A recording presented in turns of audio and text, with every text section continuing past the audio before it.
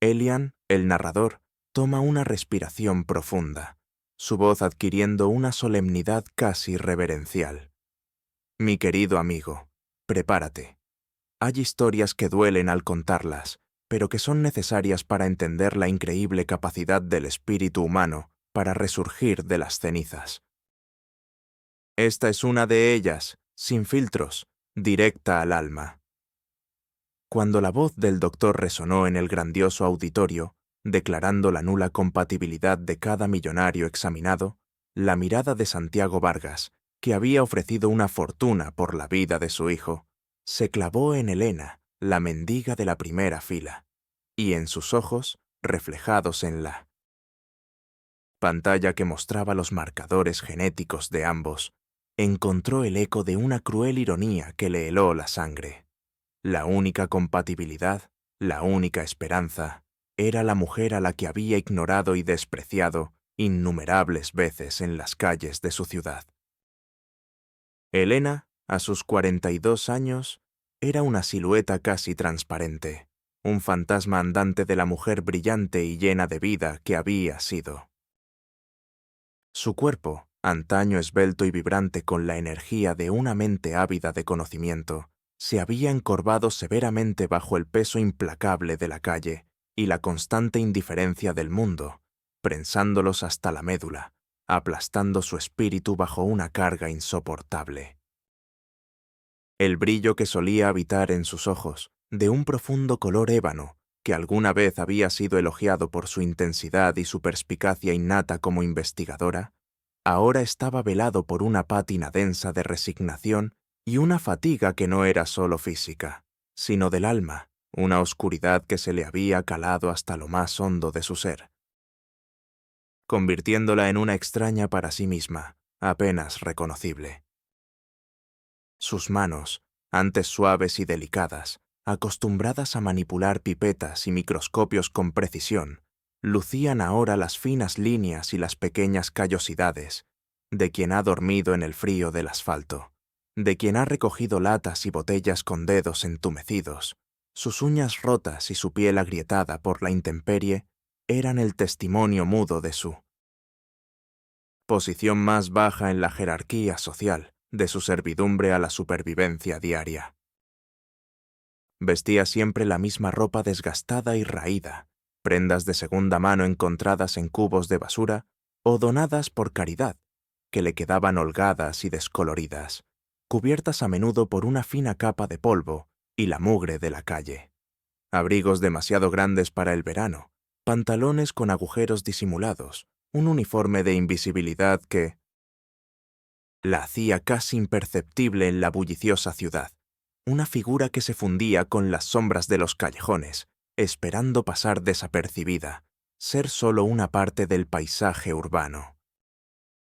Cada arruga en la tela de sus prendas baratas parecía reflejar una arruga dolorosa en su propio espíritu, una herida que se negaba a cerrar, que latía con un dolor sordo y constante. Su cabello oscuro, que alguna vez había sido su orgullo, ahora se encontraba descuidado, a menudo enmarañado y cubierto por una gorra vieja o un pañuelo sucio, un reflejo visible de su negligencia personal, de su incapacidad para cuidar de sí misma, cuando su alma se sentía tan oprimida por la desesperación. Su entorno, la vasta y ruidosa ciudad, un bastión de la opulencia y el poder con sus rascacielos brillantes y sus tiendas de lujo, contrastaba brutalmente con el modesto rincón que era su hogar. Un banco de parque cubierto con cartones, un callejón oscuro y húmedo, o la entrada de un edificio abandonado donde el aire olía a moho, a desesperación y a una soledad que se había adherido a su piel como una segunda piel. Los rincones no estaban ignorados, pero sí llenos de los pocos objetos que le pertenecían. Una mochila raída con algunas mantas viejas, un libro de biología celular de tapa gastada que había rescatado de una papelera de universidad, y el tenue aroma a humo de cigarro y a la lluvia reciente que a veces lograba infiltrarse en su refugio improvisado. La injusticia, para Elena, no era un concepto abstracto que se debatía en los foros académicos. Era una puñalada constante y palpable, una herida abierta que le impedía respirar, que le robaba el aliento y le apretaba el pecho con una garra helada. Había sido una prometedora investigadora en genética, con un futuro brillante por delante, pero una cruel injusticia, una traición corporativa de la que había sido chivo expiatorio, la había despojado de su carrera, su reputación y su dignidad, arrojándola a la calle. Su mente, una vez dedicada a la ciencia, ahora se enfocaba en la supervivencia básica. ¿Dónde encontrar la próxima comida? ¿Cómo protegerse del frío? La humillación era pública, se cocinaba a fuego lento en cada susurro, se reflejaba en cada mirada de asco o de juicio, en cada rostro que la ignoraba en la calle, en cada policía que la acosaba. Mendiga inútil, apestosa, otra que no quiere trabajar, eran frases que resonaban en su cabeza como un eco constante. La primera vez que intentó pedir limosna, la vergüenza la quemó hasta las entrañas, el corazón latiéndole como un tambor desbocado en su pecho. Recordaba con una claridad punzante a un hombre elegante, de traje impecable y mirada altiva, que un día le había lanzado una moneda a sus pies como si fuera un perro, un gesto de desprecio que la marcó profundamente. Ese hombre era Santiago Vargas. Elian, el narrador, casi siente el frío de ese desprecio. Dentro de su propia mente, el desprecio era aún más gélido, más insoportable. Los fantasmas de su pasado, de su carrera destruida, de sus colegas que la habían abandonado, la perseguían sin descanso. Su excelencia científica se había convertido en un estigma, una condena. Susurraban sobre su locura y su falta de ética, cuando, en realidad, había sido la víctima de una red de corrupción en la investigación médica. Sofía, en la desoladora soledad de su rincón en la calle, se aferraba a la tenue esperanza de que algún día la verdad saldría a la luz. Pero cada día era un recordatorio fresco de la herida abierta, de la carne viva expuesta al aire. En su monólogo interno, una voz incesante se repetía una y otra vez. ¿Cómo llegué a esto? ¿Cómo mi pasión por la ciencia, mi búsqueda de la verdad, me trajo aquí? ¿Qué tengo de malo? ¿Por qué el mundo es tan cruel? No puedo entenderlo. No puedo seguir así, arrastrándome en este pozo de dolor y desesperación. Esta no soy yo. Esta sombra no me representa. Me han convertido en una sombra, en una lástima andante. Pero esto no puede ser el final de mi historia. No puede ser el último capítulo. Debe haber algo más. Debe haber una razón, una verdad oculta detrás de todo esto, algo que yo no vi. La desesperación la asaltaba en oleadas constantes, un frío intenso que le calaba hasta los huesos, seguido de una punzada de esperanza que se sentía tan frágil y efímera como el cristal.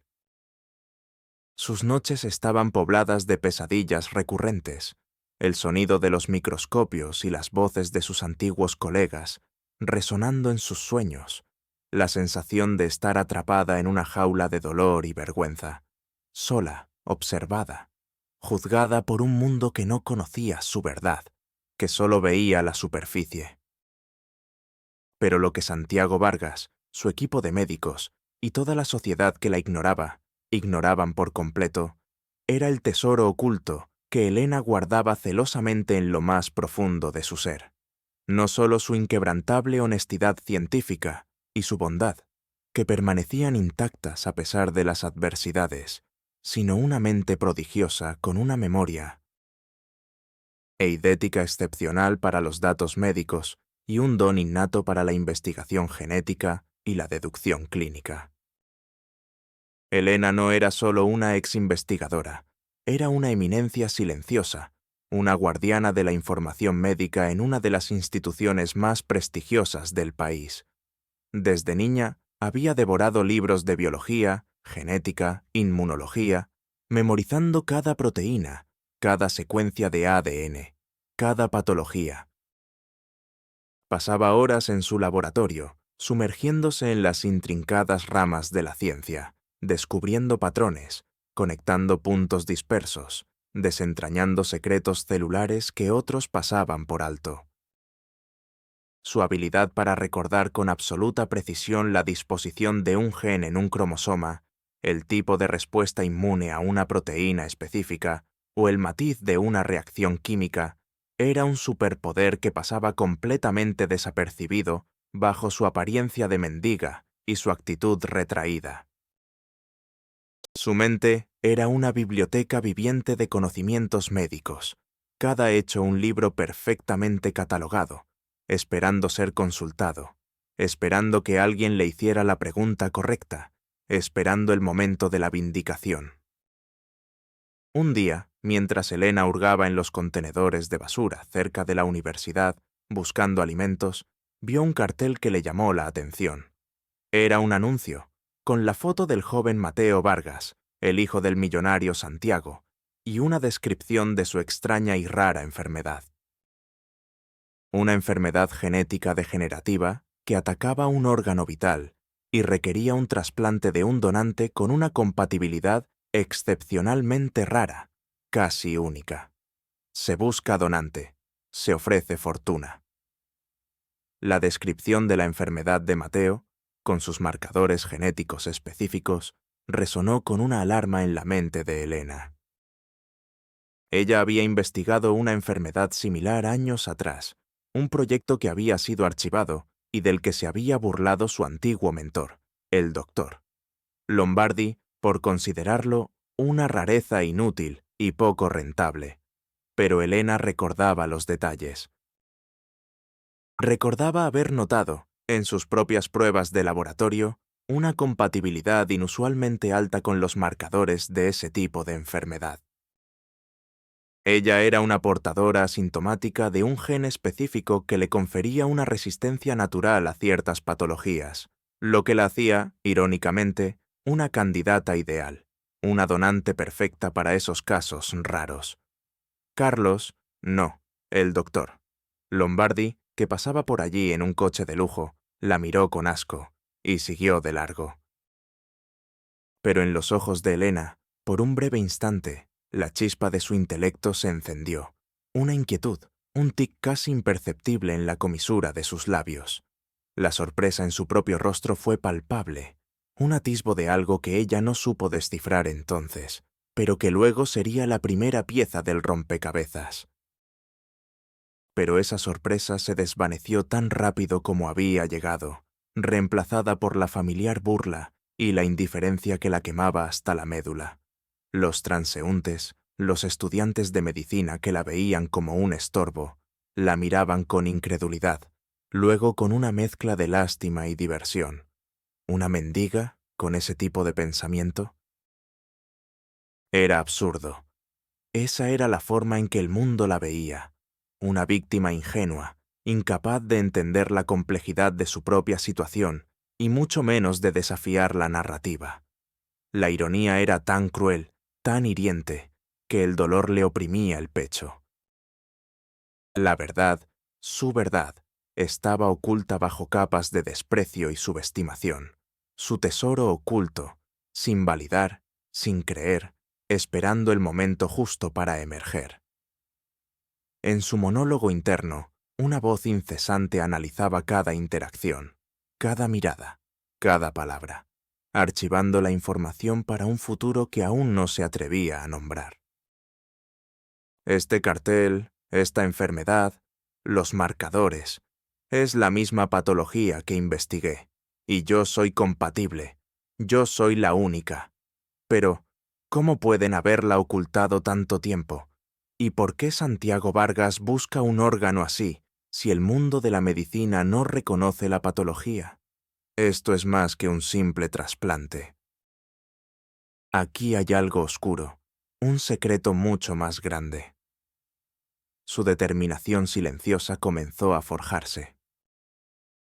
La vida de Elena en las calles, bajo el yugo constante del desprecio de la sociedad y la lucha por la supervivencia, se había convertido en un purgatorio diario, una monotonía asfixiante de miedos arraigados y esperanzas que parecían desvanecerse en el aire frío de la noche.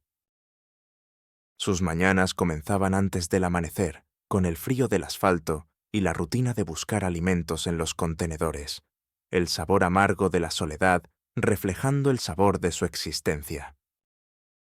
Cada día era un calvario, una prueba de resistencia. Las interminables horas caminando, buscando refugio, evitando la mirada de los transeúntes y las miradas de los pocos que aún se atrevían a cruzarla, miradas que traspasaban su alma. Los comentarios que escuchaba, si es que no eran susurros apenas audibles, eran a menudo veladas acusaciones de su parte de la culpa, de su pereza o de su suciedad, o expresiones de compasión que sonaban a condescendencia, a un regodeo silencioso en su desgracia. «Pobre mujer, qué desperdicio de vida», dijo una vez una señora bien vestida, sin saber que Elena estaba justo detrás de ella, buscando un rincón para descansar. La humillación era un latigazo constante, un golpe sordo y repetitivo que se clavaba en su corazón. Cada interacción negativa era una puñalada adicional, un giro a la hoja ya incrustada en su corazón. Una tarde, mientras Elena intentaba leer un libro viejo en un banco de parque, un grupo de jóvenes adinerados, risueños y con ropa de marca, la rodearon. Uno de ellos, un chico de apariencia arrogante, le arrebató el libro de las manos. «Mira, chicos, la mendiga culta. ¿Qué lees? ¿La receta para la próxima sopa de piedras?» La risa aguda y descarada de los jóvenes llenó el parque, y Elena sintió un calor abrasador subir por su cuello. Sus mejillas se encendieron hasta un rojo intenso, y sus manos temblaron tanto que el miedo la paralizó. La indignación la ahogaba, un grito silencioso que pugnaba por salir de lo más profundo de su ser. ¿Cómo pueden juzgarme así? ¿Cómo se atreven a pisotear mi dignidad, mi mente, mi alma? El nudo en su garganta era tan espeso que le impedía articular palabra alguna, y la humillación se le caló hasta los huesos, un dolor helado que le recorrió el cuerpo, dejándola inmóvil. Sus músculos se tensaron hasta el punto de doler, y tuvo que morderse el interior de la mejilla con fuerza para no gritar, para no romper en llanto, para no rebelarse ante la injusticia flagrante. No era solo el acto en sí, sino el impacto acumulativo de años de menosprecio, de ser tratada como un objeto inanimado, sin sentimientos, sin pasado, sin valor. El ambiente opulento de la ciudad, con sus rascacielos de cristal y sus coches de lujo, acentuaba la flagrante injusticia de su situación. Ella, la mujer brillante, con una inteligencia profunda, se veía forzada a limpiar las manchas de aquellos que la trataban como suciedad. Soy invisible para ellos, soy la escoria, pero los ojos que no ven, un día se abrirán, y no les gustará lo que encuentren. Especialmente Santiago Vargas, pensaba con amargura, mientras el olor a asfalto y a perfume caro se mezclaba con el hedor de su humillación. La semilla del cambio, el hilo de Ariadna que guiaría a Elena a través del laberinto de su existencia y hacia su inevitable vindicación, no fue un evento explosivo y dramático, sino una serie de pequeños, casi imperceptibles, descubrimientos que se entrelazaron lentamente hasta formar una verdad devastadora. El cartel con la descripción de la enfermedad de Mateo Vargas y la desesperada búsqueda de un donante compatible había activado una parte de su cerebro que llevaba años dormida. Ella recordaba haber investigado una patología extremadamente rara, casi idéntica, años atrás, un proyecto que su entonces mentor, el doctor Lombardi, había desestimado. Elena recordaba la particularidad genética de esa enfermedad, una anomalía específica que afectaba a un tipo de órgano, y, lo más importante, recordaba que en las pruebas iniciales de ese proyecto había descubierto que poseía un marcador genético único que la hacía, teóricamente, una donante compatible con esa patología, casi de forma exclusiva. Elian, el narrador, casi susurra: «Mi querido amigo, ¿puedes sentir la ironía? La vida, con sus crueles designios, a veces te da las herramientas cuando menos las esperas». La duda se sembró en su corazón con la fuerza de un rayo, una chispa fría que encendió su mente. ¿Es posible que Mateo Vargas sufra de esa misma patología? Y que yo sea la única compatible. Si es así, ¿por qué nadie más ha descubierto esa compatibilidad? ¿Qué ocultan? Su escepticismo inicial, la que le decía que era solo una fantasía, una ilusión, luchó con la persistencia incesante de la señal. Recordó las viejas historias de corrupción en la investigación médica, de laboratorios que ocultaban información por intereses económicos. El nombre Vargas le sonó extrañamente familiar en ese contexto. No era una simple curiosidad, era una necesidad visceral de entender la conexión, de desentrañar el misterio de la enfermedad y quizás de su propia caída. Los pensamientos y emociones de Elena en ese momento fueron un torbellino, una vorágine incontrolable que la dejó sin aliento, su corazón latiéndole desbocado. De la incredulidad inicial, no puede ser, es imposible, esto es una locura, pasó a una chispa de esperanza, una posibilidad aterradora y liberadora a la vez. El miedo a las consecuencias de su descubrimiento, el peso de la información que ahora poseía, la abrumaba. ¿Qué hacía con esto? ¿Lo revelaba? ¿Y si la tomaban por loca? ¿Y si la usaban y luego la desechaban? La desesperación la envolvió como un sudario frío, oscuro y pegajoso. Se sentía completamente sola, abandonada en un desierto de secretos peligrosos, su última balsa de esperanza hundiéndose rápidamente. Sus manos temblaron incontrolablemente, sus dedos finos e inútiles para detener la marea. El nudo en su garganta le impedía respirar. Cada bocanada de aire era un esfuerzo doloroso. El sabor a bilis se le subía a la boca, una amargura que le corroía las entrañas. La idea de que la fortuna de Santiago Vargas, el hombre que la había despreciado en la calle, pudiera estar conectada con su propia desgracia, y que ella, la mendiga, fuera la única esperanza para su hijo, era una revelación tan dolorosa que le provocó un escalofrío que le recorrió la espina dorsal, dejándola entumecida, pero también una extraña sensación de poder. Pero justo en el borde de ese abismo insondable, la chispa se convirtió en una llama, una pequeña brasa que se negaba a extinguirse, alimentada por el fuego de la injusticia y la curiosidad científica. El recuerdo vívido de todas las humillaciones, de cada mirada de desprecio, de cada palabra de acusación que había soportado en silencio por ser la mendiga, se agolpó en su mente, un torrente de dolor que se transformó en fuerza, en una sed insaciable de verdad y vindicación. Number no puedo quedarme callada. Esto no puede ser una simple coincidencia. Si la enfermedad de Mateo Vargas está conectada con el proyecto que me costó mi carrera, si Santiago Vargas se benefició de mi caída, entonces no pueden salirse con la suya. No me hundo. No me entregaré a la desesperación. No seré la víctima patética que ellos esperan que sea. Él ofreció una fortuna por un órgano, y una mendiga resulta ser la única compatible. La ironía es demasiado grande para ignorarla. La determinación, una fuerza férrea y silenciosa, se encendió en su pecho, una brasa ardiente que la impulsó a la acción, a la búsqueda de su propia verdad, de su propia identidad científica. Si ellos creen que pueden pisotear a los demás con impunidad, se equivocan. Santiago Vargas no sabe con quién está tratando. No sabe lo que mi mente, lo que mi memoria idética, lo que mi intuición científica es capaz de hacer cuando se le empuja al límite.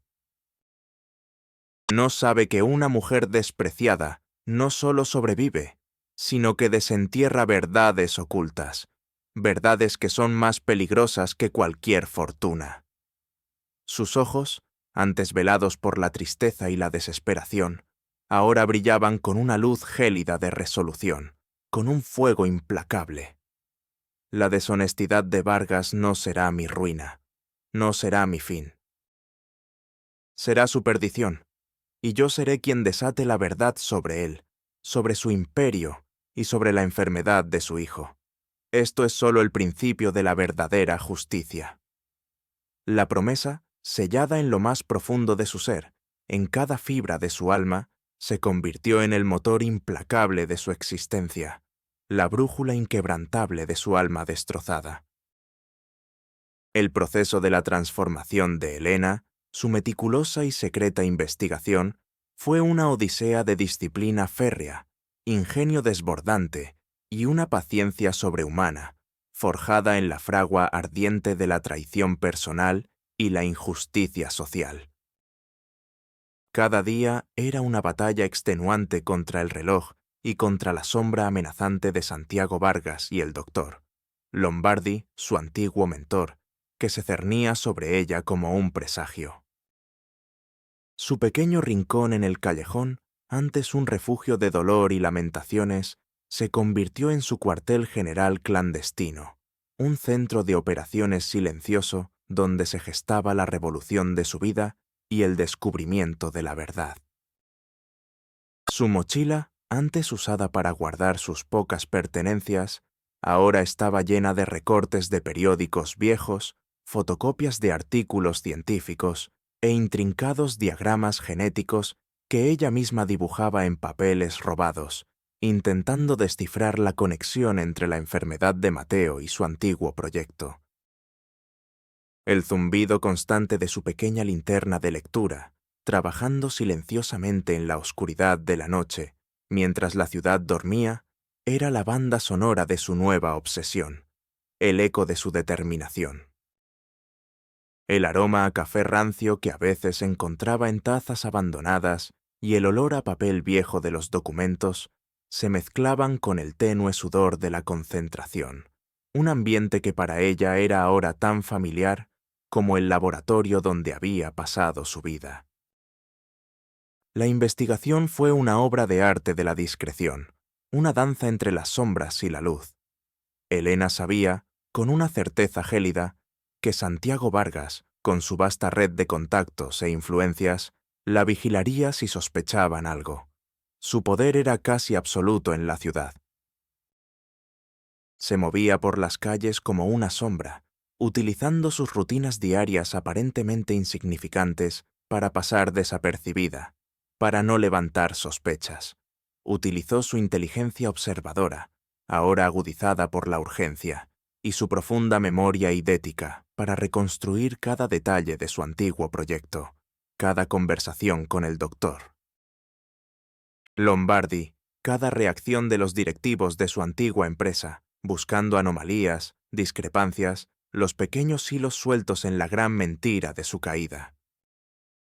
Recorrió los archivos de periódicos antiguos en las hemerotecas más recónditas, haciéndose pasar por una estudiante de medicina o una investigadora, buscando artículos sobre enfermedades raras, sobre los laboratorios que las investigaban, sobre la relación de Phoenix Pharma, la empresa donde trabajó, con Santiago Vargas. El polvo de los viejos archivadores era ahora su perfume, la pátina de la verdad que la envolvía. Descubrió que Phoenix Pharma, ahora bajo la órbita de Vargas, había suprimido un estudio sobre una enfermedad genética rara, y que el doctor Lombardi había sido ascendido justo después de ese incidente. No soy la única que busca la verdad, pensó con una amargura que le quemaba las entrañas. Este silencio sobre la patología de Mateo es el mismo proyecto que me costó mi carrera. Santiago Vargas está implicado en mi caída y en la supresión de la cura o el conocimiento de esta enfermedad. La recolección de pruebas se volvió el juego más peligroso de su vida, una partida de ajedrez donde cada movimiento podía costarle su última brizna de esperanza, o incluso su libertad. Recordó que había guardado, en una vieja caja enterrada en un parque abandonado, copias de sus cuadernos de laboratorio y de los datos originales del estudio suprimido, una medida de precaución que había tomado antes de su despido. Necesitaba autenticar esos datos y encontrar a alguien que confirmara la supresión de la investigación. Las noches que pasaba intentando descifrar los viejos datos eran interminables. Sus ojos ardían, pero el descubrimiento de cada nueva pieza del rompecabezas era una inyección de adrenalina. Esto es oro, pensaba, sus dedos temblorosos al revisar los gráficos. Esto no es solo un papel viejo, es la prueba de su crimen, de su avaricia. Santiago Vargas pensó que lo había borrado todo, que nadie vería sus huellas, que su imperio era intocable. Pero se equivocó. Subestimó a la persona equivocada, la que está acostumbrada a ver lo que otros ignoran. Y lo que es más irónico, él me necesita. El riesgo era inmenso. Si Santiago descubría que ella tenía acceso a esa información, la destruiría sin dudarlo, y con ella, cualquier posibilidad de conocer la verdad. Elian se detiene, con un brillo de asombro en sus ojos. ¿Sabes, mi querido amigo, lo que se siente al tener en tus manos la verdad que puede derribar la fachada de toda una vida, sabiendo que esa verdad te quiere bajo tierra, silenciada para siempre? Los obstáculos fueron innumerables, cada uno una prueba de fuego para su determinación inquebrantable, un muro más en su camino. El primero fue la flagrante falta de recursos.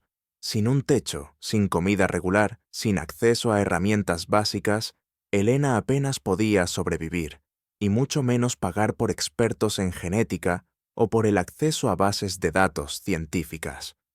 La desesperación la asaltó en oleadas, una sensación de ahogo que la dejaba sin aire. ¿Cómo voy a financiar esto, esta locura?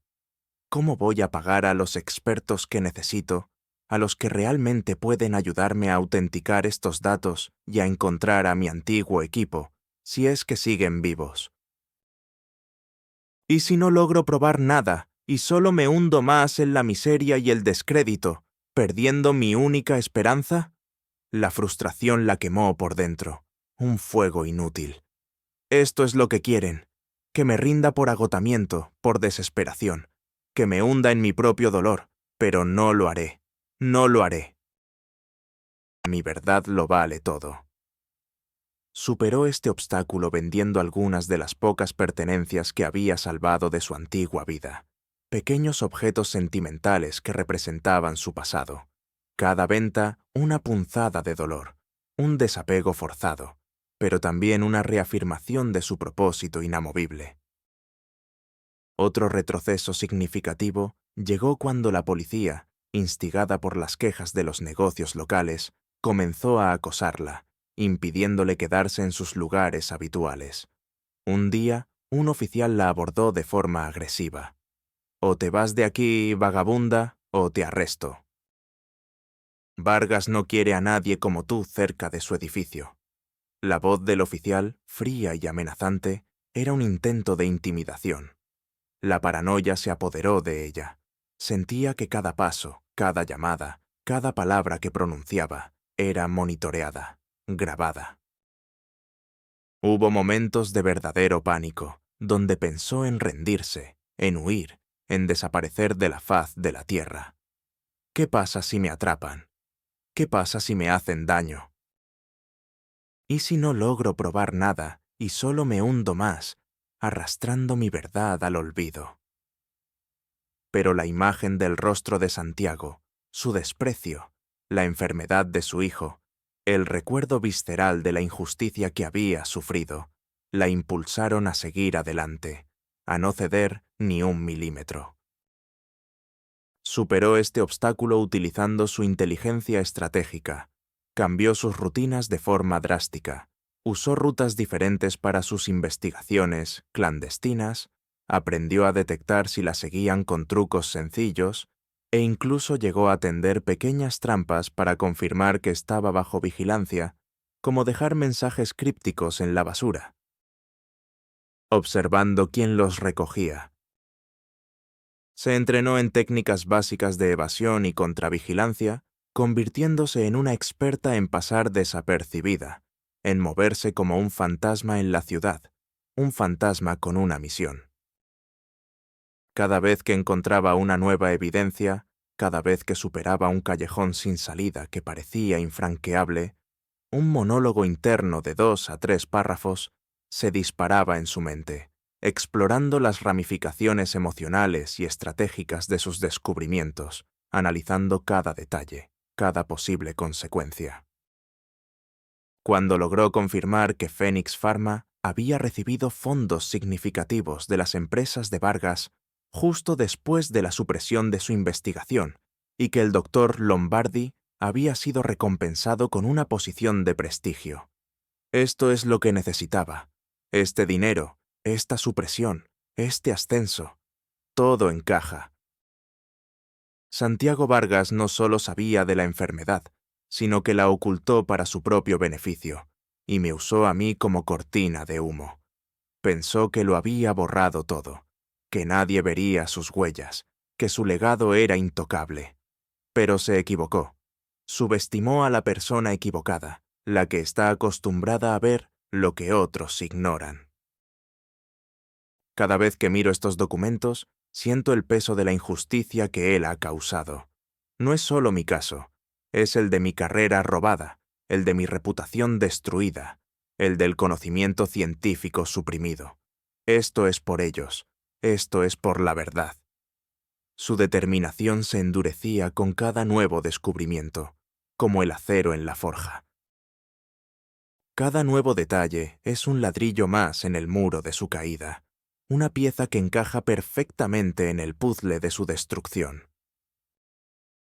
Y cada noche sin dormir, cada sacrificio, cada gota de sudor, valdrá la pena cuando la verdad finalmente salga a la luz, cuando el mundo vea la oscuridad que esconden detrás de su fachada de respetabilidad y su fortuna. Elian, el narrador, se humedece los labios, su voz resonando con una mezcla de admiración y un tinte de emoción contenida. La voz de Elena, mi querido amigo, se estaba forjando en el fuego de la adversidad, en el crisol de su propio dolor y su inquebrantable búsqueda de la verdad científica. Una voz que pronto resonaría con la fuerza de un huracán, barriendo todas las mentiras a su paso. En su cruzada solitaria, Elena encontró almas inesperadas, seres humanos con un corazón noble que se convertirían en alianzas forjadas en la autenticidad, la confianza y el respeto mutuo, pilares inquebrantables de su búsqueda de justicia y, sobre todo, de su propia y profunda sanación.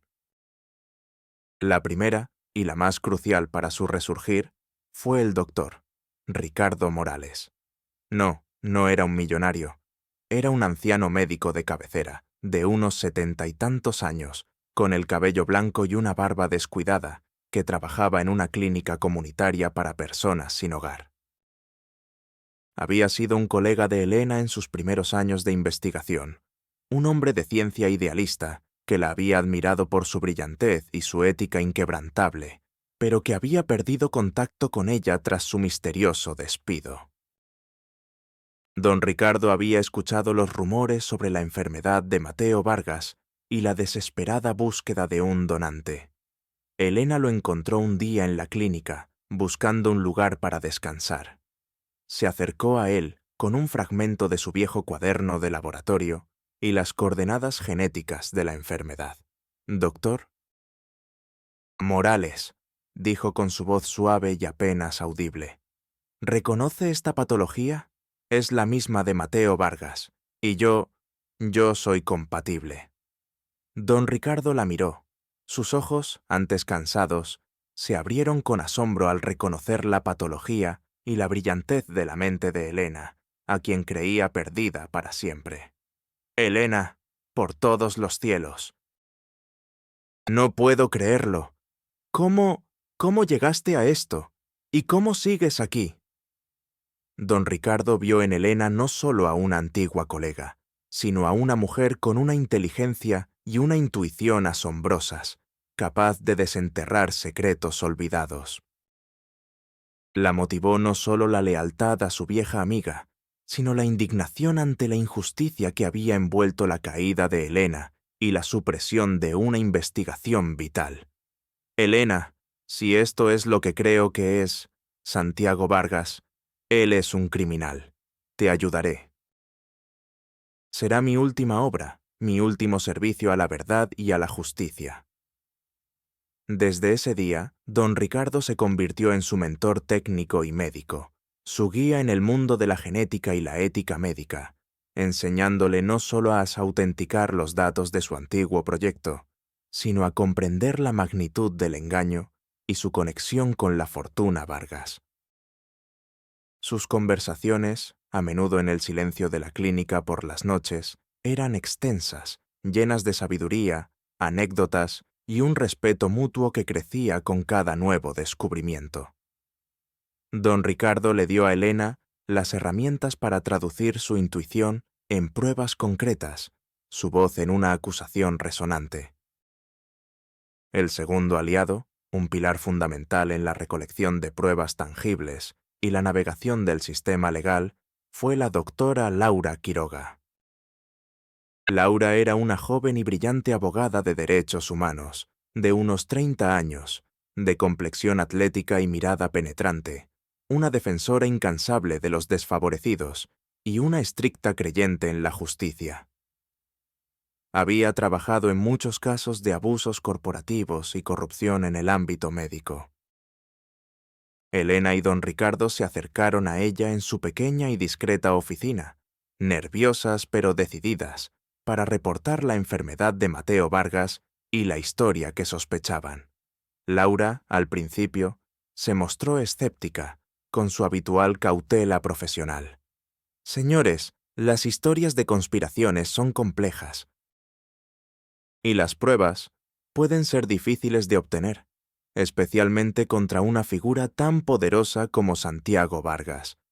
Pero cuando Elena, con una calma impresionante, le mostró copias de sus cuadernos de laboratorio, de los datos suprimidos, y le explicó la conexión con la enfermedad de Mateo y su propia compatibilidad, la expresión de Laura cambió.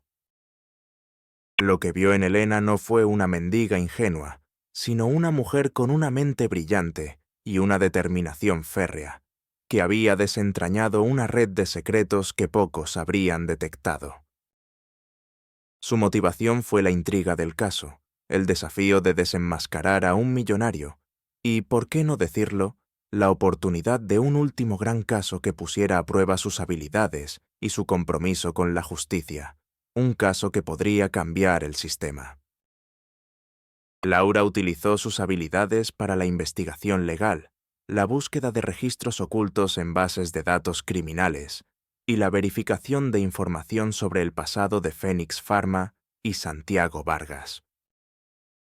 Fue ella quien descubrió viejos reportes de demandas por negligencia médica contra Phoenix Pharma, reportes que habían sido silenciados y manipulados por la influencia de Vargas.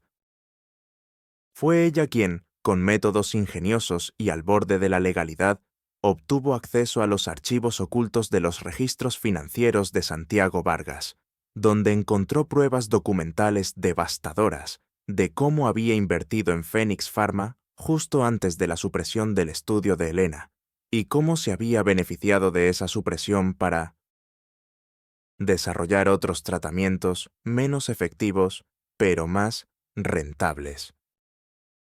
Las conversaciones con Laura eran directas y al grano, sin rodeos, pero su eficiencia y su lealtad, una vez ganada, eran inquebrantables, silenciosas como su trabajo.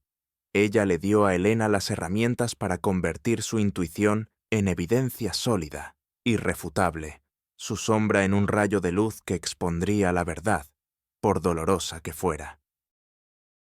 La confianza entre ellos se forjó en el riesgo compartido, en la complicidad de la noche y en la convicción de que estaban luchando por una causa justa, por la verdad.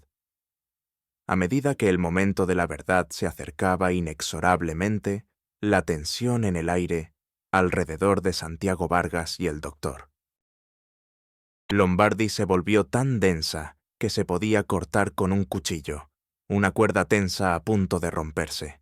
Santiago, con su fachada de filántropo cada vez más resquebrajada, y el doctor Lombardi, con su sonrisa falsa desdibujada por el nerviosismo, comenzaron a sentir una presión insoportable, una sensación de asedio constante.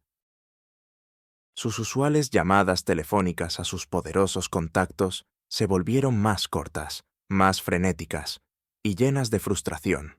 Sus abogados, que antes los adulaban y les aseguraban impunidad, ahora los veían con una mezcla de cautela, de fastidio y de una creciente desesperación. La paranoia, un monstruo que habitaba en los recovecos de sus mentes superficiales, comenzó a desatarse sin control, alimentada por los rumores crecientes de una investigación, aunque no sabían de dónde venía, quién era el artífice de su caída. ¿Quién está moviendo los hilos? ¡Esto es imposible! «Es una campaña de desprestigio», gritaba Santiago a su abogado, su rostro enrojecido, sus venas hinchadas en el cuello, sus ojos inyectados en sangre. El doctor Lombardi, con sus nervios a flor de piel, sus uñas mordidas hasta el punto de sangrar, solo podía encogerse de hombros, su sonrisa perpetua ahora una mueca forzada, una mueca de terror. La primera confrontación menor llegó una semana antes del evento final. Elena, por sugerencia de Laura, envió una discreta carta anónima, con pruebas concisas y puntuales sobre la supresión de la investigación y la conexión con la enfermedad de Mateo, al Consejo de Administración de Phoenix Pharma, sin mencionar su nombre, solo los hechos irrefutables. Santiago recibió una llamada furiosa de un miembro del Consejo, un hombre de negocios implacable, exigiéndole explicaciones y amenazando con una auditoría interna exhaustiva. Santiago, con una astucia digna de un lobo acorralado, intentó desestimarla como chismes de la competencia, envidiosos, pero su voz, al hablar con el doctor Lombardi unos días después, era tensa, cargada de una furia contenida. «Lombardi, ¿has visto algo? ¿Hay algo que no me estés contando? Alguien está hurgando en nuestro pasado». Su mirada era una punzada de sospecha, sus ojos pequeños escrutándolo con una intensidad malsana. Elena, que casualmente los escuchó mientras se acercaba al edificio de Phoenix Pharma, disfrazada de repartidora, sintió un escalofrío de miedo, un nudo apretado en el estómago que amenazaba con ahogarla, pero supo que no podía titubear, no ahora. Mantuvo su expresión neutra. Su monólogo interno se desató en una cascada de pensamientos. Me están observando, con esa mirada suya que me da escalofríos. Saben que algo se mueve, algo que los amenaza, pero no saben qué. Esa es mi mayor ventaja. Tengo que ser fuerte, inquebrantable. No puedo darle ninguna pista, ni el más mínimo atisbo de duda. Mi calma es su tormento, su incertidumbre. Están buscando un rastro de miedo en mis ojos, pero solo encontrarán mi determinación férrea, mi inquebrantable resolución. Una segunda amenaza directa, aún más descarada, llegó un par de días antes del anuncio público de Santiago sobre el progreso de la búsqueda del donante. El doctor Lombardi, presionado por Santiago, se acercó a Elena en el parque donde ella solía descansar, con una sonrisa que no alcanzaba sus ojos. «Elena, te he reconocido. He oído rumores muy serios. Sé que estás indagando. Te doy una última oportunidad. Silencio, o las cosas se pondrán muy feas para ti. La fortuna de Vargas. Piensa en tu vida». Su voz, melosa, pero con un filo de amenaza, un veneno que Elena reconocía, era una amenaza directa. Sus manos se apretaron, sus puños temblaban ligeramente, sus ojos clavados en Elena, intentando intimidarla. Elian, el narrador, casi puede ver la escena, sentir la tensión vibrando en el aire. ¿Puedes sentir la tensión, mi querido amigo? El filo de la amenaza cortando el aire. Elena lo miró a los ojos, sin parpadear, sin titubear. No había miedo en su mirada, solo una fría determinación, una resolución inamovible. «Doctor». «Lombardi», dijo, su voz tranquila y clara, sin un atisbo de emoción, cada palabra una estocada. «Mi vida ya está hecha pedazos por sus mentiras y las de Vargas. No tengo nada que perder, nada más que puedas quitarme que no me hayan quitado ya. Y usted, doctor, Lombardi y Santiago Vargas tienen mucho que perder, mucho más de lo que imaginan». «Y eso es lo que los hace vulnerables, no a mí». Su respuesta, concisa y sin titubeos, sorprendió al doctor. Lombardi hasta el tuétano, quien se quedó pálido, su rostro desencajado por el asombro y el terror. Su arrogancia se desmoronó por un instante, revelando una desesperación abismal, un abismo de miedo. Se dio la vuelta y se alejó rápidamente, como si el aire alrededor de Elena lo quemara, como si su sola presencia fuera un fuego purificador. La paranoia de Santiago y Lombardi era creciente. Sabían que el suelo bajo sus pies se estaba desmoronando a cada segundo, pero no podían identificar la grieta, el epicentro del terremoto. El monólogo interno de Elena en esos momentos era clave para su extensión, un análisis estratégico en tiempo real, su evaluación de riesgos, su determinación inquebrantable. Están desesperados. Sus acciones son las de un animal acorralado, un depredador que se ha convertido en presa. Esto es la señal inequívoca de que estamos muy cerca, a centímetros de la verdad. Si retrocedemos ahora, si flaqueo, ellos ganan. Y eso no lo voy a permitir, ni por un segundo. Esto es por mí, por mi dignidad, por la verdad científica, por la justicia que se me ha negado. El millonario ofrece una fortuna por un órgano, y una mendiga resulta ser la única compatible. Esta es la ironía que los derribará.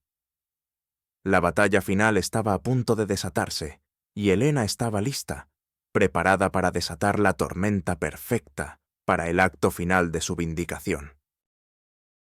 El clímax estalló en el más esperado de los escenarios para la alta sociedad y el mundo científico, la fastuosa rueda de prensa de Santiago Vargas, celebrada en el gran salón de eventos de su corporación, Vargas Biotech, un bastión de la tecnología y el poder.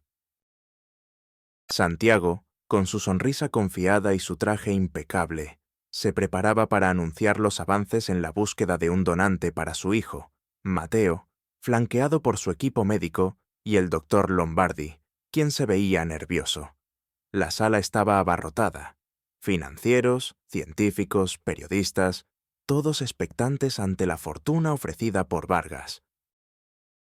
Elian, el narrador, casi puede oler el incienso caro, el perfume de las mentiras y la falsa filantropía que impregnaba el aire.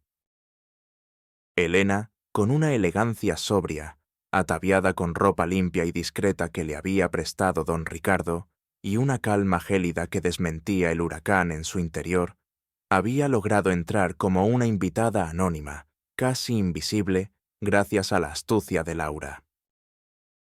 Su corazón latía con un ritmo constante, un tambor de guerra silente, cada latido un eco de la verdad que estaba a punto de desatarse, de la que ella era la mensajera. El momento culminante llegó cuando Santiago, con un micrófono en la mano y una sonrisa de autosuficiencia, se preparaba para dar un discurso grandilocuente sobre la esperanza y la ciencia al servicio de la vida, con el doctor Lombardi a su lado, asintiendo complaciente. Las luces se atenuaron para el video promocional de Vargas Biotech, y la gran pantalla de alta definición detrás de ellos, que debía mostrar gráficos de búsqueda de donantes, se encendió de repente con una imagen diferente, una que no figuraba en el programa. No era un logo, sino un diagrama complejo de una patología genética rara, con marcadores específicos que coincidían con la enfermedad de Mateo Vargas. Luego, la pantalla cambió, mostrando una serie de documentos confidenciales, el informe original del estudio de Elena, el que había sido suprimido, revelando el potencial de la cura y la existencia de donantes compatibles. Luego, extractos de cuentas bancarias y correos electrónicos que vinculaban a Santiago Vargas con la adquisición de Phoenix Pharma y con pagos al doctor Lombardi, justo antes de la supresión de la investigación. Finalmente, un video oculto, grabado por Laura en un encuentro casual con un ex empleado de Phoenix Pharma, mostraba a este empleado confesando cómo la empresa había silenciado a Elena y su investigación, y cómo Santiago Vargas se había beneficiado de la supresión de ese conocimiento para desarrollar tratamientos menos efectivos, pero más rentables, mientras ocultaba la verdadera compatibilidad. Las reacciones fueron instantáneas, un cataclismo de emociones puras que estalló en tiempo real, una ola sísmica de conmoción. Santiago, al ver las imágenes y los documentos irrefutables, y al escuchar la voz del ex empleado revelando su crimen, se le atragantaron las palabras en la garganta, tosiendo violentamente. Su rostro, antes tan seguro y arrogante, se tornó blanco como la cera. Sus ojos pequeños se abrieron con un horror puro, desorbitados por el shock. Se llevó una mano al pecho, jadeando por aire. Su sonrisa falsa se desvaneció por completo, revelando una máscara de terror y una furia incontrolable que lo desfiguraba. «Mentiras. Es un complot. Esto es una manipulación, un montaje diabólico. Es la mendiga. Es su venganza».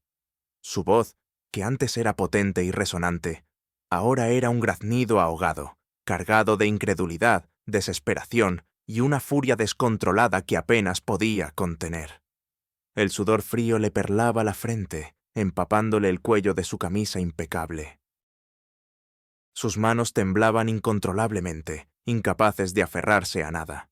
Intentó abalanzarse hacia la pantalla, luego hacia Elena, pero su propio equipo de seguridad, alertado por Laura y el doctor Morales, lo detuvo, susurrándole desesperadamente que se calmara, susurros que sonaban a reproche.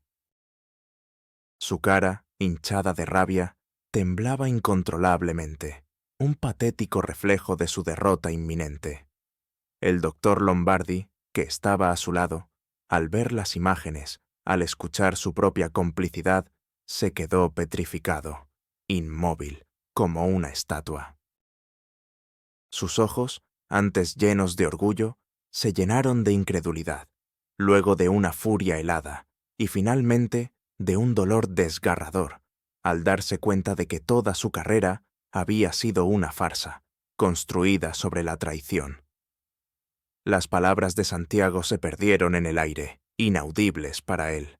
Se desplomó en su silla, su rostro completamente blanco. Un gemido agudo y desesperado escapó de sus labios. La revelación lo golpeó como un rayo, una verdad devastadora que lo desnudó por completo. «No, no es verdad. Yo no sabía. Santiago, me has arruinado».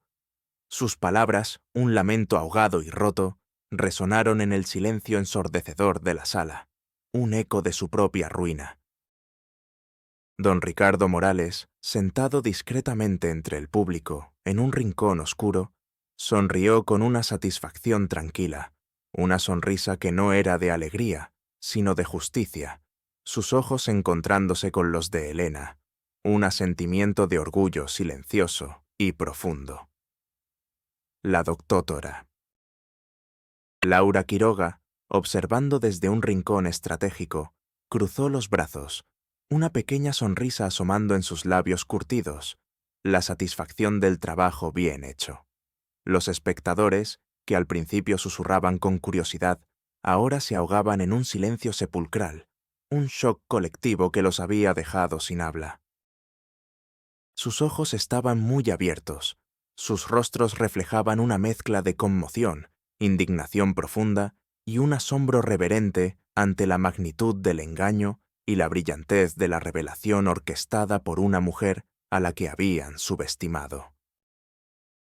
Los periodistas garabateaban frenéticamente en sus libretas, sus cámaras capturando cada reacción, cada matiz de la caída de los poderosos, cada fragmento del drama. Elian, el narrador, casi respira el aire del salón, sintiendo el cambio de energía.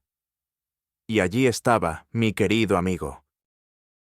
La inversión de poder, tan absoluta, tan innegable, que casi podías verla flotando en el aire. La balanza se inclinó, y esta vez lo hizo para siempre. Helena, con una elegancia que emanaba de su interior, una luz propia que no necesitaba adornos, se acercó lentamente al podio, con una serenidad que contrastaba brutalmente con el caos desatado a su alrededor. Su voz, clara y firme, resonó por encima de los murmullos de la multitud, un martillo de la verdad que golpeaba sin piedad. Santiago Vargas y todos los presentes, la verdad, como el agua, siempre encuentra su cauce, no importa cuánto se intente reprimirla. La fortuna que usted ha amasado con Phoenix Pharma, los tratamientos que ha vendido a precios exorbitantes, se construyeron sobre la supresión de mi investigación, la única que revelaba la verdadera cura, la verdadera compatibilidad para enfermedades como la de su hijo. Usted me despidió, me humilló, me creyó invisible por mi humildad, por mi caída. Pero mi acto honesto de querer salvar una vida desenterró su deshonestidad más profunda. La verdad es que una vida no tiene precio, y el conocimiento, la verdadera ciencia, no puede ser suprimida por la avaricia. Y yo soy la única compatible para la enfermedad de su hijo, Mateo. Su mirada gélida y penetrante se clavó en los ojos desorbitados de Santiago. Usted ofreció una fortuna por un órgano, y una mendiga resultó ser la única compatible. La ironía es un plato que se sirve frío. Y hoy, señor Vargas, lo está saboreando. Sus palabras, concisas y llenas de una autoridad recién descubierta, una autoridad que le venía de la verdad científica y la justicia, resonaron como el veredicto final, un juicio más poderoso que cualquier martillo. Las consecuencias inmediatas fueron el caos total. Mientras Santiago intentaba balbucear excusas incoherentes, suplicando, agentes de policía, discretamente alertados por la inspectora Laura, irrumpieron en el evento. Santiago Vargas fue arrestado en el acto, su rostro desfigurado por la rabia impotente y una desesperación que lo reducía a un hombre patético, un fantoche de su propia ambición. El doctor Lombardi, al intentar huir discretamente, fue interceptado por otros oficiales. Los directivos de Phoenix Pharma, implicados en el fraude, fueron también detenidos. La humillación pública era total, transmitida en vivo para que todo el país la viera, un espectáculo dantesco que la prensa no tardaría en devorar. La caída del Imperio Vargas y Phoenix Pharma había comenzado, desmantelado pieza a pieza por la humilde mendiga a la que habían subestimado y a la que creyeron destruir, la caída de Santiago Vargas y del doctor. Lombardi fue un descenso a los infiernos, un torbellino de ruina legal, social y profesional que fue tan implacable y meticuloso como la ascensión de Helena había sido ardua y planificada. No fue solo un arresto fugaz, fue la demolición total y absoluta de sus vidas, de su fachada de respetabilidad, de todo lo que creían ser. Las ramificaciones legales se extendieron como una enfermedad virulenta por todo el país, desenmascarando una red de corrupción, fraude científico y engaño que abarcaba décadas. Las pruebas irrefutables presentadas por Helena, respaldadas por la pericia de don Ricardo Morales y la estrategia legal de la doctora Laura Quiroga, se tradujeron en cargos graves por fraude masivo, supresión de información científica vital, blanqueo de dinero, falsificación de documentos y conspiración criminal. Los juicios que siguieron fueron un espectáculo mediático que duró meses, cada detalle sórdido de la ambición desmedida y la traición despiadada de Santiago Vargas, y la complicidad de Lombardi, expuesto sin piedad ante la opinión pública, sin filtro alguno. Los titulares de los periódicos y los noticieros televisivos no hablaban de otra cosa que del fraude de Vargas Biotech y de la heroína de la ciencia honesta, como apodaron a Elena, su nombre resonando en cada hogar, en cada esquina, en cada tertulia. Santiago Vargas, el millonario que había manipulado la ley y la sociedad a su antojo durante años, el que se creyó invencible, se encontró desarmado y vulnerable ante la avalancha de pruebas que él mismo había ayudado a generar.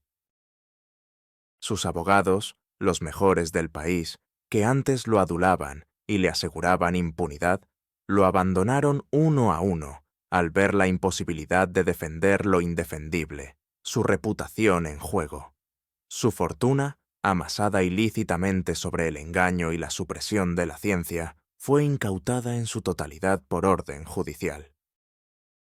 Sus cuentas bancarias fueron congeladas, sus propiedades embargadas y subastadas públicamente, sus activos liquidados para indemnizar a las víctimas de sus fraudes y para establecer un fondo de justicia para las víctimas de enfermedades raras que habían sido afectadas por la supresión del conocimiento. El millonario que se había jactado de su riqueza lo perdió todo, hasta el último céntimo. La ruina social de Santiago fue incluso más devastadora que su caída financiera.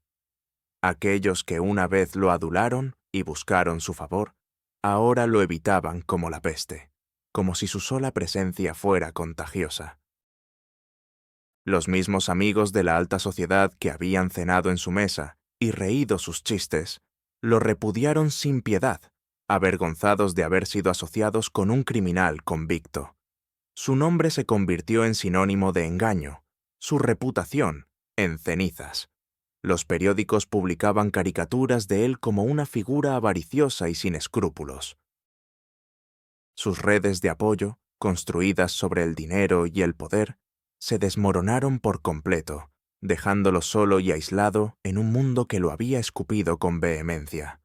El castigo para Santiago fue ejemplar, una justicia poética. Fue condenado a una larga pena de prisión por la magnitud y la crueldad de sus crímenes. Las escenas de su nueva realidad eran desoladoras, un contraste brutal y humillante con su antigua vida de lujos desmedidos.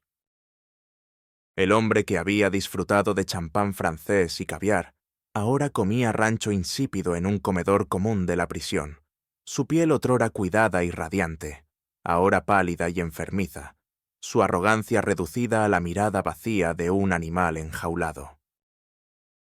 Los barrotes fríos y el silencio opresivo de la celda reemplazaron las sábanas de seda y las vistas panorámicas desde su mansión. Se le veía débil, frágil, sus gestos antes dominantes, ahora nerviosos y sumisos. Las peleas con otros reclusos, la desesperación en sus ojos, la pérdida total de su poder en un mundo donde su apellido ya no significaba nada. Todo ello era la cruda manifestación de su degradación. Elena a veces recibía, a través de Laura, informes discretos sobre su estado, y aunque no sentía alegría sádica, sí una quietud serena, la satisfacción de ver la balanza equilibrada. Era el precio de sus crímenes, pagado en aislamiento, humillación y el reconocimiento final de su insignificancia. El doctor Lombardi, por su parte, aunque no enfrentó cargos criminales tan graves como Santiago, sufrió una caída profesional y social devastadora. La revelación de su complicidad en la supresión de la investigación y su traición a Elena lo golpeó con la fuerza de un tsunami. El leal mentor que había pisoteado a Elena fue despojado de su burbuja de poder. La vergüenza y el shock lo sumieron en una profunda crisis existencial. De la noche a la mañana, Phoenix Pharma lo despidió sin dudarlo, y la sociedad científica que lo había tolerado le dio la espalda, viéndolo como un símbolo de la mezquindad y la corrupción. Perdió su empleo, sus amigos, y tuvo que mudarse a un apartamento modesto, en un barrio anónimo. Se encontró sin las habilidades para valerse por sí mismo, sin saber cómo enfrentar el mundo real sin su posición. Las escenas de su degradación eran conmovedoras. El hombre que había vestido trajes caros ahora usaba ropa sencilla y gastada, sus ojos llenos de tristeza y confusión, buscando una redención que no llegaría. Elian hace una pausa, su voz llena de un matiz de melancolía. ¿Sabes, mi querido amigo, la tragedia de esto? El mentor, víctima indirecta de su propia debilidad y avaricia, despojado de su autoridad y su fachada, obligado a enfrentarse a la cruda realidad de sus acciones. Y allí estaba Helena, observándolo, el corazón de una mujer que había sanado, latiéndole con una mezcla compleja de dolor pasado y una compasión recién descubierta, una compasión que no era lástima, sino comprensión. En cuanto a Mateo Vargas, el hijo de Santiago, su vida fue salvada por la donación de Helena. Sin embargo, la revelación pública de la verdad sobre la fortuna de su padre y la supresión de la investigación lo dejó devastado. Se enteró de que su padre había ocultado la verdadera cura y había explotado la situación para su propio beneficio. Mateo, un joven noble y de buen corazón, repudió a su padre y con el tiempo se convirtió en un aliado inesperado de Helena, usando su propia herencia para apoyar la investigación científica ética y la filantropía. Helena, la mujer que había sido arrojada al abismo de la injusticia y la subestimación, ascendió con la fuerza imparable de un fénix renacido de sus propias cenizas, su triunfo resplandeciente y su ascenso meteórico, no solo material, sino espiritual. Su vindicación no fue solo legal, un mero reconocimiento de su inocencia, fue un renacimiento completo del alma, de su espíritu, de su propia identidad.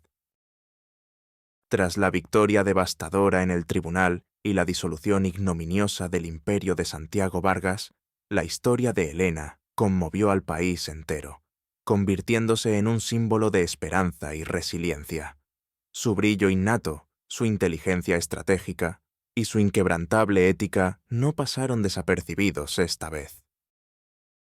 Con la inestimable ayuda de don Ricardo Morales, quien se convirtió en su socio principal y consejero científico, y el apoyo incansable de la doctora Laura Quiroga, quien se unió a ella como directora legal, Helena fundó Luz de la Ciencia, una organización sin fines de lucro dedicada a promover la investigación científica ética, a financiar proyectos suprimidos por intereses comerciales y a brindar atención médica a comunidades desfavorecidas. Su oficina, en un moderno y transparente edificio en el corazón del distrito científico, no era un monumento a la ostentación o al poder, sino un símbolo de la honestidad y la visión que defendía. Las paredes llenas de diagramas genéticos y ecuaciones no ocultaban nada, reflejando su compromiso inquebrantable con la verdad y la transparencia. Su riqueza, ahora considerable y legítimamente amasada, gracias a la fortuna que Santiago Vargas había prometido por el órgano de su hijo, que Helena, una vez cumplido el trasplante, donó íntegramente a su fundación, rechazando el dinero para sí misma. Era un medio, no un fin, una herramienta poderosa para hacer el bien y para asegurar que nadie más tuviera que pasar por lo que ella había vivido, para que su dolor sirviera a un propósito mayor. Había sanado emocionalmente, el dolor del pasado había dejado una cicatriz, sí, pero una cicatriz de fortaleza, de resiliencia y de propósito, no de amargura. Su paz interior era palpable, un aura de quietud, de sabiduría y de serenidad que emanaba de su presencia, inspirando a todos los que la rodeaban. El impacto de su éxito fue profundo y transformador, resonando mucho más allá de su propia vida. Los pacientes que padecían la rara enfermedad genética de Mateo, y para quienes los tratamientos de Vargas Biotech no habían funcionado, ahora tenían acceso a la verdadera investigación de Elena y a posibles curas. La madre de Elena, que había estado enferma por años sin poder pagar tratamiento, recibió la mejor atención médica y la tranquilidad que merecía. Elian se emociona visiblemente al narrar esto, su voz cargada de calidez. ¿No es esto, mi querido amigo, la más dulce de las victorias? No la destrucción de lo que te hirió, sino la construcción de algo nuevo, de un puente hacia un futuro mejor, cimentado en la verdad y la ciencia. Pero la verdadera manifestación de su triunfo, el pináculo de su resurgir, fue su legado filantrópico. Elena fundó la Fundación Génesis de la Verdad, dedicada a brindar apoyo legal y psicológico a científicos y médicos que habían sido silenciados o perseguidos por intereses corporativos, y a financiar investigaciones éticas que priorizaran la vida sobre la ganancia. No solo ofrecía ayuda legal y asesoramiento, sino programas de becas para jóvenes científicos, talleres de ética en la investigación y acceso a redes de apoyo para que pudieran reconstruir sus vidas y encontrar su propia voz, su propio poder. Se convirtió en una oradora inspiradora, una voz poderosa en la lucha por la ciencia libre y la dignidad humana, inspirando a miles con su historia, su resiliencia y su inquebrantable fe en el ser humano. Recorría el país dando conferencias y seminarios, compartiendo su historia sin filtros, y cada palabra suya era un faro de esperanza para aquellos que se sentían invisibles, aplastados por las circunstancias o perdidos en el dolor de la injusticia. Elian sonríe con una calidez genuina, una admiración palpable. Los reencuentros significativos, aunque agridulces y cargados de un pasado doloroso, fueron inevitables y profundamente reveladores. Un día, Elena se encontraba en una prestigiosa conferencia médica, organizando un nuevo programa de apoyo para científicos jóvenes. Mientras se movía con gracia entre la multitud, una figura familiar se acercó, vacilante, una sombra de lo que había sido. Era el doctor Lombardi, su ex-mentor, que había cumplido su condena y ahora trabajaba en un hospital comunitario, intentando redimirse. Lombardi, ahora una sombra de lo que fue, sus ojos vacíos y su rostro marcado por el arrepentimiento y las noches sin dormir, había perdido su brillo, su confianza. Lombardi la miró con una mezcla de vergüenza abrumadora, admiración silenciosa y un arrepentimiento tardío que se reflejaba en sus ojos hundidos. Elena, no puedo creer lo que has logrado. Yo lo siento mucho. Por todo. Por el daño que te hice. Por mi debilidad y mi avaricia. Siempre te subestimé, y ahora soy yo el que está abajo, y tú la que brilla. Su voz era apenas un susurro, cargada de una humildad que Elena nunca le había conocido. Elena lo miró, no con rencor, ni con ira, sino con una serenidad que la había sanado por completo. Doctor Lombardi, dijo, su voz tranquila y firme, el camino es largo, y el perdón es un proceso personal, pero siempre hay una oportunidad para redimirnos y para construir una nueva vida. Si está listo para trabajar en usted mismo, en su propia verdad, mi fundación tiene programas de apoyo que podrían ayudarle a reintegrarse en la ciencia ética. No hubo palabras de perdón explícitas, porque no eran necesarias. La aceptación en su mirada, la oferta de ayuda, el gesto de comprensión, lo decían todo. La vergüenza en el rostro de Lombardi se transformó en una tenue chispa de esperanza, una admiración silenciosa por la mujer en que se había convertido, Elena. Otro reencuentro ocurrió con Mateo Vargas. El joven, ahora recuperado y habiendo repudiado la fortuna de su padre, se dedicó a causas benéficas. Un día, se acercó a Elena en un evento de la fundación. Doctora Elena, no hay palabras para agradecerle. No solo me salvó la vida, sino que me abrió los ojos a la verdad. Su honestidad me inspiró. Quiero dedicar mi vida a apoyar su causa. Elena lo miró con afecto, viendo en él la promesa de una nueva generación. Mateo, dijo, tu apoyo es el verdadero legado. La nueva vida de Elena era un testimonio viviente de su resiliencia inquebrantable. Su hogar, ahora un lugar lleno de paz, propósito y la calidez de su propio éxito, era un santuario de tranquilidad, un lugar donde solo la verdad residía. Su día a día estaba lleno de significado, equilibrando las responsabilidades de su exitosa fundación con el tiempo para su propio bienestar, su crecimiento personal y la lectura apasionada. En sus ojos, la herida del pasado se había convertido en una cicatriz de fortaleza, un mapa de su viaje, y su paz interior era la joya más preciada de su corona, un tesoro que había forjado en la adversidad.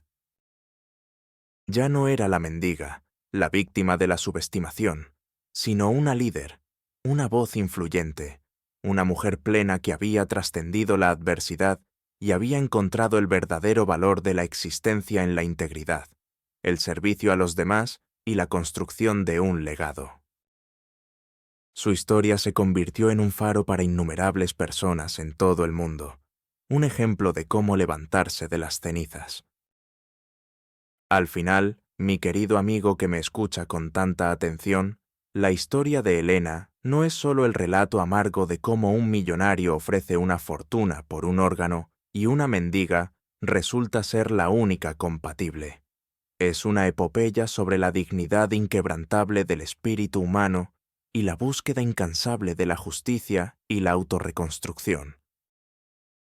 La vida de Elena fue la prueba viviente de que el verdadero valor de una persona no reside en la riqueza material, en el estatus social o en las apariencias efímeras, sino en la resiliencia del alma, la integridad inquebrantable del corazón y la inquebrantable determinación de superar la adversidad, no importa cuán grande sea. Su camino, sembrado de dolor, desprecio y humillación, la llevó a comprender que la verdad científica, la compasión, la honestidad y la perseverancia son los cimientos inamovibles sobre los que se construye una fortuna imperecedera, no solo material, sino espiritual, una riqueza que nadie puede robar. Elena nunca buscó la venganza por la venganza misma, por el mero goce de ver sufrir. Su recompensa fue la restauración de su propia valía, la recuperación de su identidad y la capacidad de transformar su dolor más profundo en una fuerza incontenible para el bien, para reparar el daño causado y construir un mundo más justo, más empático. Su legado perdurará por generaciones, no solo en las investigaciones que financió, en las vidas que su fundación tocó y en las verdades científicas que reveló, sino en el mensaje imperecedero que su vida susurró a los vientos, un mensaje de esperanza y fortaleza, que la deshonestidad, por profunda y dolorosa que sea, no es el final del camino, que las semillas de la crueldad y la mentira, por mucho que broten en el poder y la vanidad, terminarán por marchitarse, por secarse, y ser barridas por el vendaval implacable de la verdad. Y así, Elena, la mendiga, no solo se convirtió en otra persona, en una versión superior de sí misma, sino en un faro luminoso de la verdad, en un mundo que a menudo prefiere la mentira, dando voz a los que no la tenían, y convirtiéndose en un símbolo eterno de la resiliencia humana. Su historia es la prueba de que, al final, la verdadera justicia siempre encuentra su camino, y que la mayor victoria es ser, simplemente, quien realmente estás destinada a ser.